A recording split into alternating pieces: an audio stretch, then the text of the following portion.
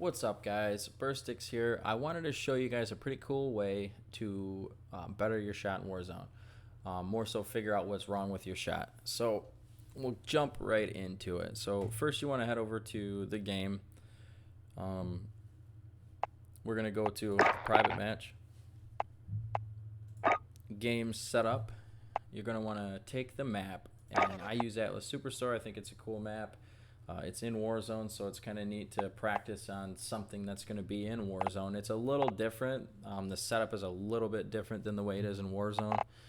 But yeah, so click on Atlas Superstore. You're going to want to go to your mode. You want it on free-for-all. And then you're going to do the game setup. So the things that I change in here, I take time limit, put it on to unlimited. I take score limit, put it on to unlimited, so that way you can practice as long as you want and it's not stopping and restarting and everything like that. I take skip infill and I enable that because I think that the infill is a waste of time. And even in the game, honestly, I think it's a waste of time. But some people like the theatrics of it, and I think Call of Duty is pretty proud of this game and you know, the graphics and everything of it. So I think they throw that in there to kind of, you know, make it look cooler. But I skip it. So, and then you want to take your CDL tuning and enable that.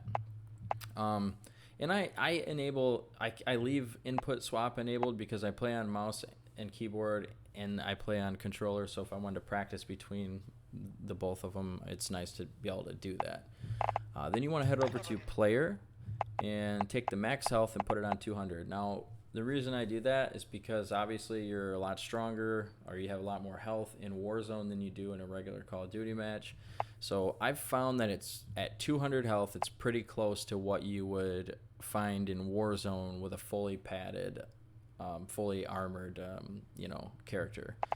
So put that on max health, and then that's all you really do. Now you can go down here and create a custom mode. It's going to be whatever you want to name it, save it. The one I have saved is called Target Practice. But yeah, so do that, and then you want to set up your bots. I put on 8 bots. I think that's a pretty good number for Superstore because you're not getting swamped, but there's someone around every corner, so you can really hone in on what's wrong with your shot. And then the bot difficulty, whatever you want. If your shot is terrible, try recruit and then work your way up to where you feel comfortable. And veteran's going to be the hardest one, or you can do mixed. Just really up to you. So yeah, and you just take that. And now the reason I think it's important to do this, because a lot of people will say, well, why don't you just do it in a regular match? Well, the health is different.